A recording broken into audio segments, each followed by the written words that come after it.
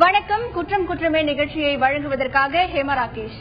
ஒரு மனுஷன் தப்பு செய்யக்கூடாது அப்படிங்கிற காரணத்துக்காக தான் கடவுள் வழிபாடும் மதமும் உருவாக்கப்பட்டதா நிறைய விஷயங்களை நம்ம பார்த்திருக்கோம். ஆனா இன்னைக்கு டெய்லி நம்ம நியூஸ் பேப்பர்ஸ் எடுக்கும் பொழுது நிறைய கிரைம் செய்திகள், கொள்ளை, பாலியல் வன்முறை அப்படின்னு எக்கச்சக்கமான செய்திகள் நம்ம பார்த்துட்டு தான் இருக்கோம். ஆனா ஒரு மனுஷனோட பரிணாம வளர்ச்சி அப்படின்னு பார்க்கும்பொழுது டெக்னாலஜி வைஸா எவ்வளவோ விஷயங்களை நம்ம முன்னேறிட்டோம். ஆனா அதே சமயத்துல இந்த குற்ற சம்பவங்களோட எண்ணிக்கையும் இன்னைக்கு காலத்துல ரொம்பவே அதிகமாயிடுச்சு. ஒரு மனுஷன் குற்றம் பண்ணறான் அப்படின்னா அவனுக்கான காரணம் என்ன, அந்த மனநிலை அப்படிங்கறது அவனுக்கு எப்படி ஏற்படுது அப்படிங்கறது நிறைய பேருக்கு நமக்கு ஒரு கேள்விக்குறியாவே இருக்கும். ஏன்னா அப்படிப்பட்ட சம்பவங்களை தினமுமே நம்ம பார்த்துட்டு தான் இருக்கோம். ஒரு 3 வயசு குழந்தை மேல பாலியல் வன்முறையில ஒரு மனுஷன் ஈடுபடுறான்னா அப்ப அவனுக்கான பின்னணி எப்படிப்பட்டதா இருக்கும்? இந்த மாதிரியான கேள்விகளுக்கு பதில் சொல்லக்கூடியதுதான் இந்த குற்றம் குற்றமே நிகழ்ச்சி. இந்த குற்றம் குற்றமே நிகழ்ச்சியில இன்னைக்கு நம்மள சுத்தி நடக்கக்கூடிய இந்த கொள்ளை சம்பவங்கள்லாம் ஏன் நடக்குது, எப்படி நடக்குது, அதுக்கு உளவியல் காரணங்கள்லாம் என்ன அப்படிங்கறத நிறைய விஷயங்களை நம்ம பார்க்க போறோம். இப்போ நிகழ்ச்சிக்குள்ள போகலாம்.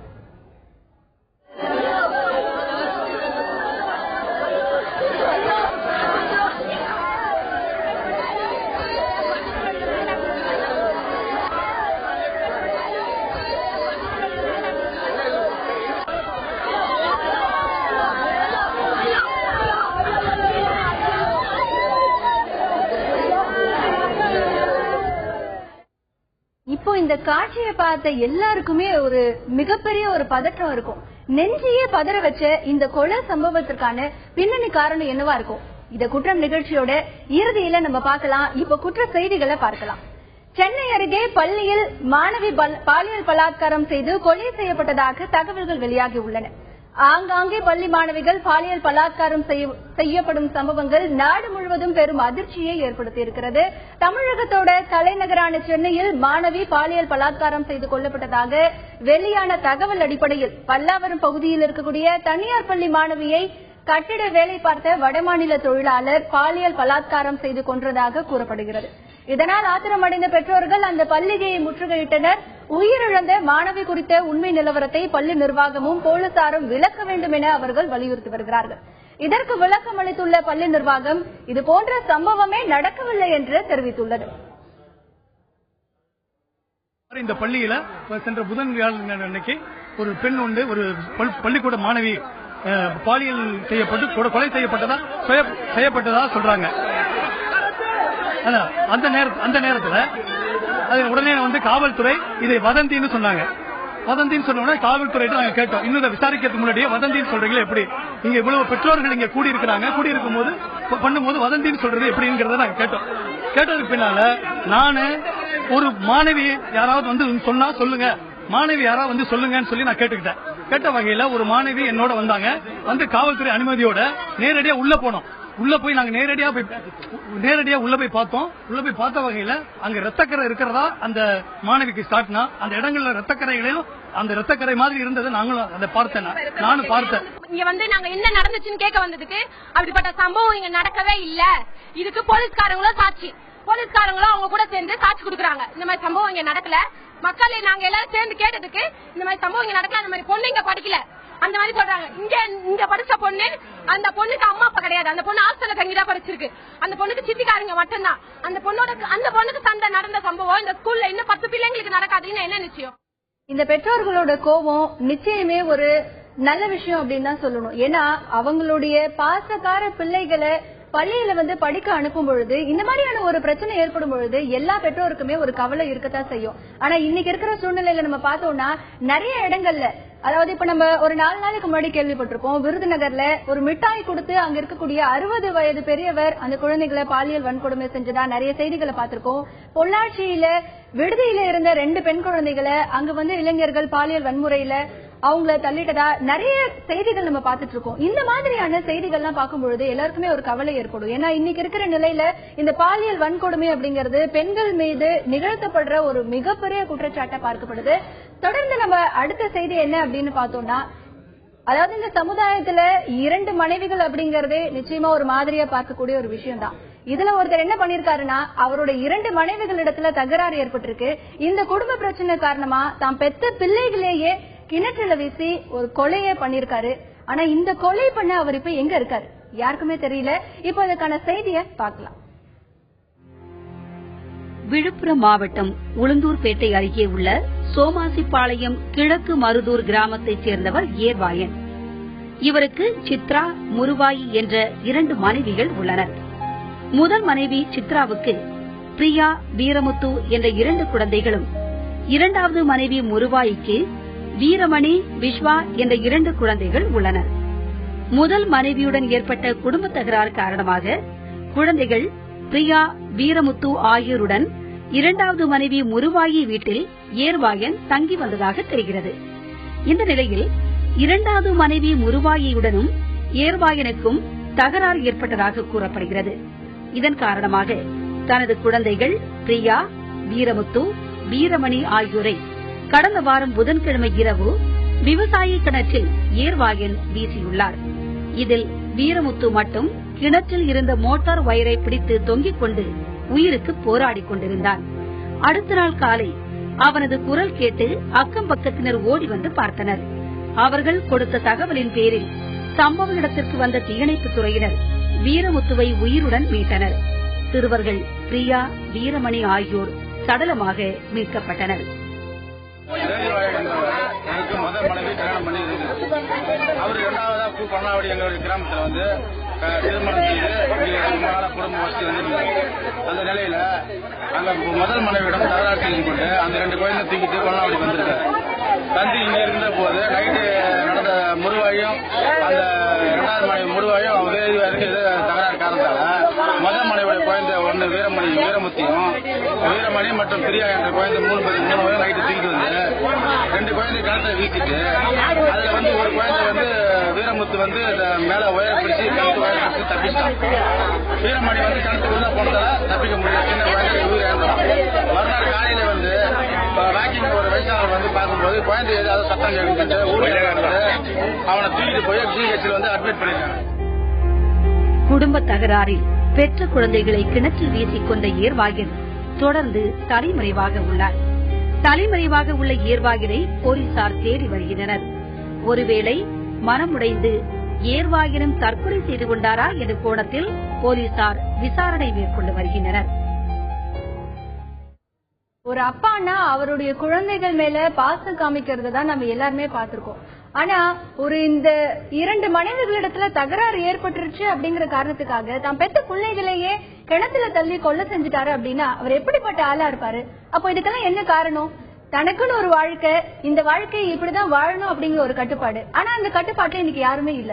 அதுதான் ஒரு ரீசன் அப்படின்னு நம்ம சொல்லலாம். இப்ப அடுத்ததான் செங்கல்பட்டுல இளைஞர் வெட்டி கொலை செய்யப்பட்டதற்கு காதல் விவகாரம் காரணமா என்கின்ற ஒரு கோணத்துல போலீசார் விசாரணை நடத்தி வருகிறார்கள்.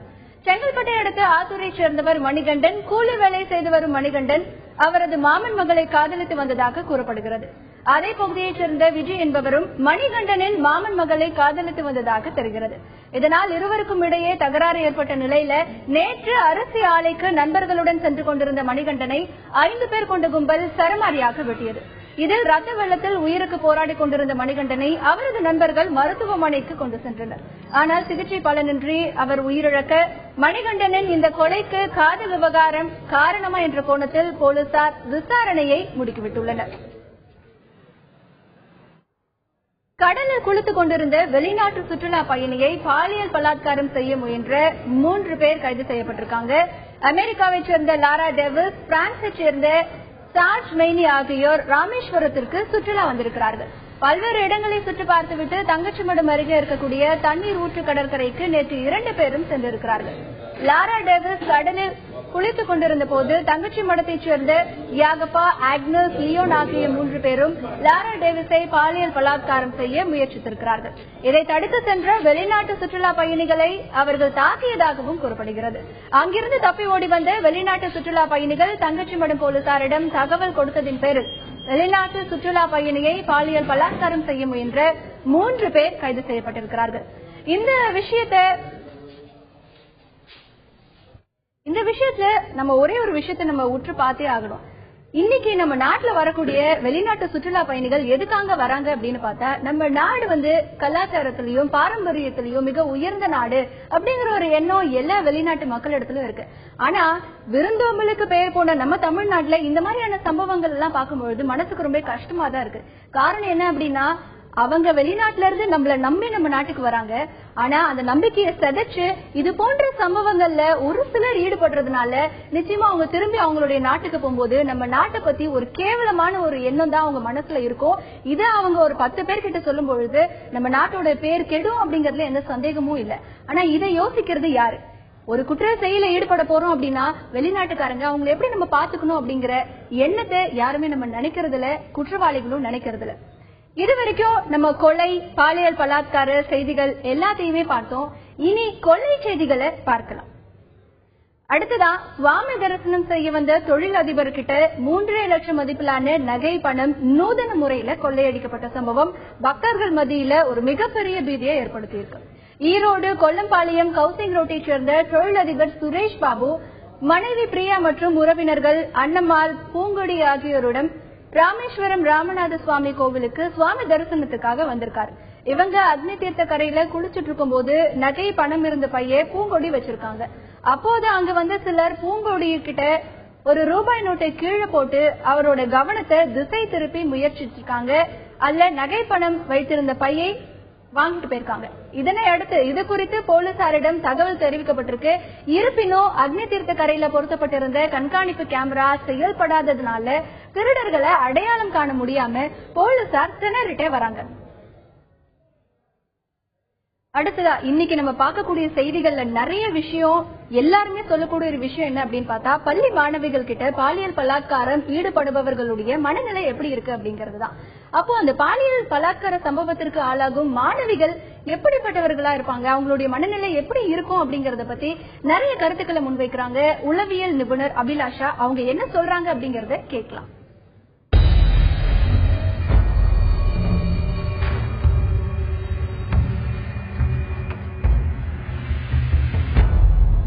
பாலியல் வன்முறைகளுக்கு ஆளாக்கப்படுற மாணவிகள் வந்து பர்டிகுலர், அது குழந்தைகளா இருந்தாலும் சரி, பெரிய ஒரு 12th ஸ்டாண்டர்ட் படிக்கிற பசங்களா இருந்தாலும் மன ரீதியா பெரிய பெரிய பாதிப்புகள் உண்டாக்கும். குழந்தைகளை பொறுத்த வரைக்கும் அவங்களுக்கு என்ன நடக்குதுன்னு தெரியாது.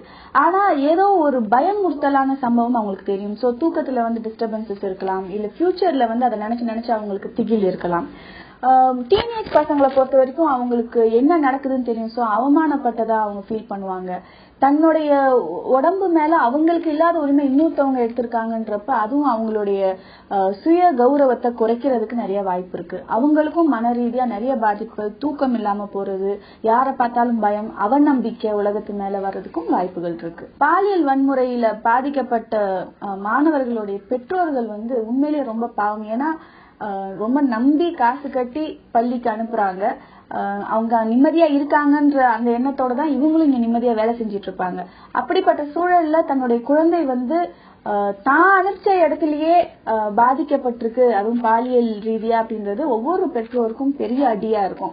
அவங்களுக்கு வந்து என்னமோ நம்ம தப்பு பண்ணிட்டோமோ, நம்ம ஸ்கூலுக்கு அனுப்பிச்சு இந்த ஸ்கூலுக்கு அனுப்பிச்சு தப்பு பண்ணிட்டோமோ அப்படி யோசிப்பாங்க. சோ குற்ற உணர்ச்சி அதிகமாகும். அந்த குழந்தைய பார்க்கும் போதெல்லாம் அவங்களுக்கு வந்து அந்த ஞாபகத்துல இருந்துட்டு இருக்கும். அது வந்து ஒரு ஒரு தவிப்பையும் ஒரு மன உளைச்சலையும் நிச்சயமா கொடுக்கும். வங்கிகளில் அபாய மணி பொருத்துவது எவ்வளவு முக்கியம் என்பதை உணர்த்தும் வகையில் விழுப்புரத்தில் ஒரு சம்பவம் நடந்திருக்கிறது. சின்னசேலம் அருகே பெத்தானூரில் தொடக்க வேளாண்மை கூட்டுறவு வங்கி உள்ளது. இந்த வங்கி லாக்கரில் 2.5 கோடி மதிப்பிலான நகைகளும் 1.5 லட்சம் ரூபாயும் வைக்கப்பட்டிருந்தன.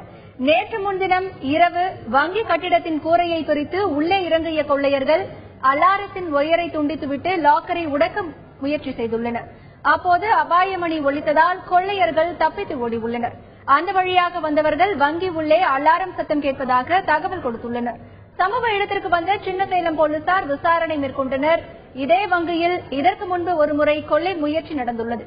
வங்கிகளை குறிவைக்கும் கொள்ளையர்களை பிடிக்க போலீசார் தீவிர காட்டி வருகின்றனர்.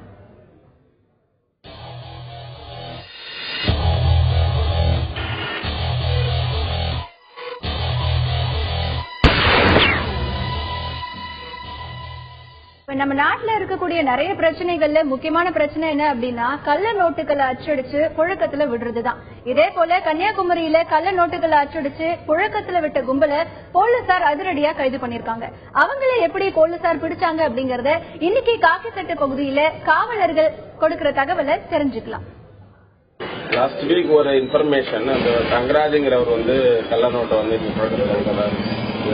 அதை வந்து OC team and Kanyakumari special team அதை ஃபர்ஸ்ட் இன்ஃபர்மேஷன் எடுக்க சொல்லி DSP Nagercoil and DSP TKD Palanikumar அவங்களுடைய தலைமையில் அந்த டீமை அமைச்சு அதனால இன்னைக்கு மார்னிங் வந்து இந்த கனகமலம் சந்தையில் தங்கராஜன் வந்து ஒரு பழக்கடையில் வந்து பணத்தை மாற்ற போகும்போது அவனை நம்ம போலீஸ் டீம் பிடிச்சி விசாரிக்கும் போது அவன் வந்து வெள்ளமட்ட இடத்துல வந்து இதை பிரிண்ட் பண்றதுக்குரிய மூல சாதனங்கள் அதெல்லாம் வச்சு வந்து பிரிண்ட் பண்ணிட்டு இருக்காங்க.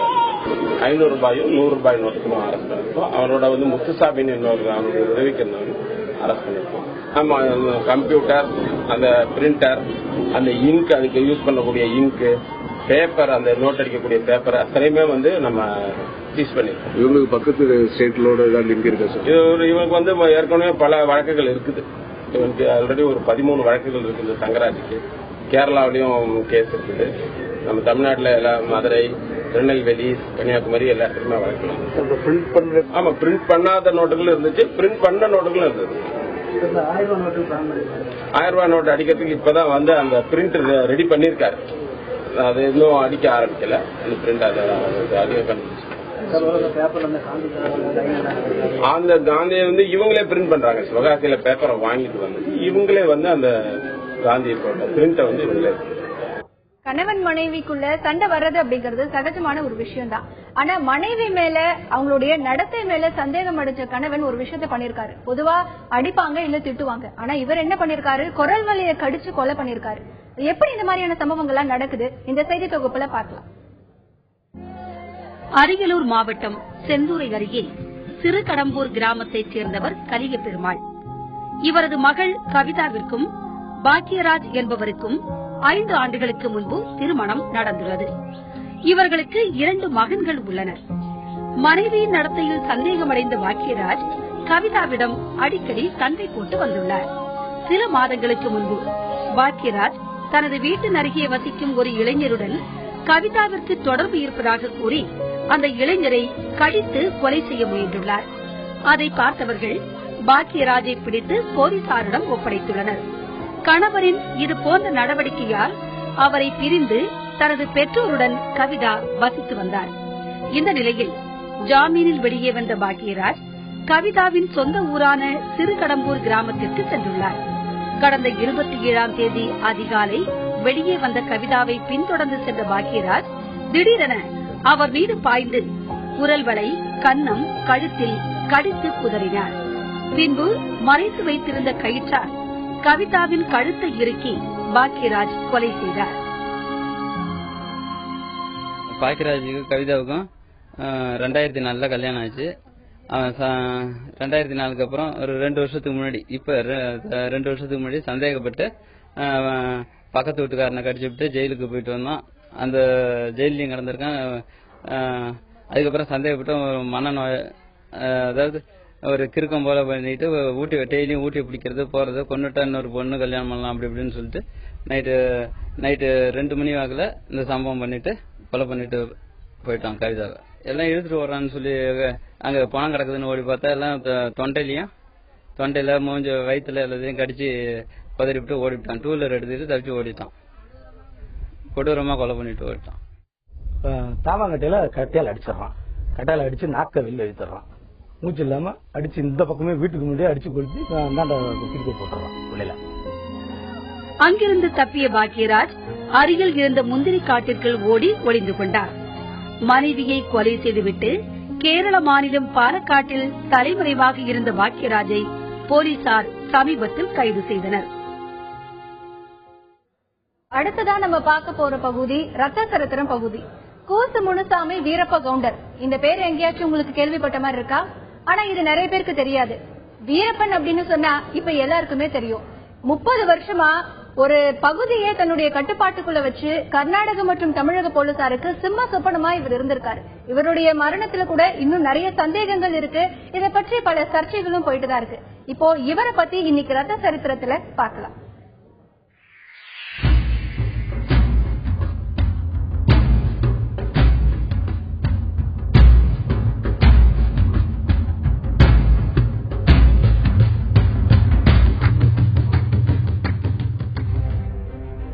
தமிழக கர்நாடக எல்லையான அடர்ந்த காட்டுப்பகுதிக்கு மத்தியில் ஓரமாக அமைந்த ஒரு கிராமம்தான் கோபிநத்தம். அந்த கிராமத்தில் வசித்த முனுசாமி மற்றும் புலித்தாயம்மா ஆகியோருக்கு 1952ஆம் ஆண்டு பிறக்கிறான் ஒரு மகன். அவன்தான் சந்தனமர கடத்தல், யானை வேட்டை, ஆள் கடத்தல் என தன் ஒவ்வொரு அசைவிலும் காட்டுக்குள்ளிருந்தே நாட்டை அதிர வைத்தவன்.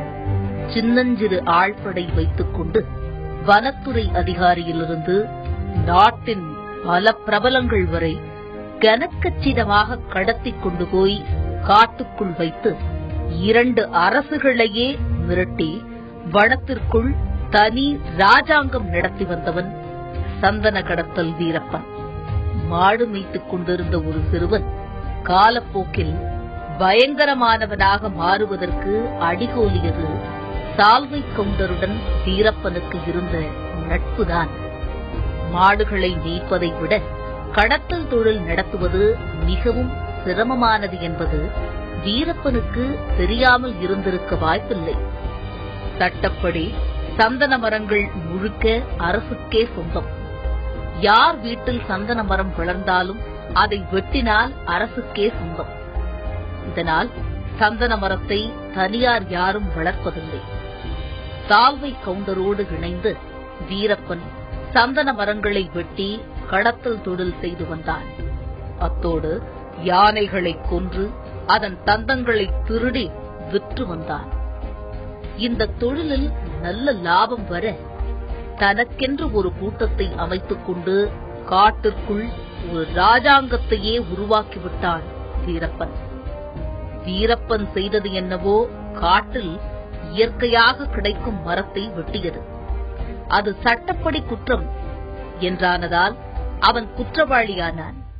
அதன்பின் கொலைகள், கொள்ளை, கடத்தல் என அவன் போக்கு மாறியது.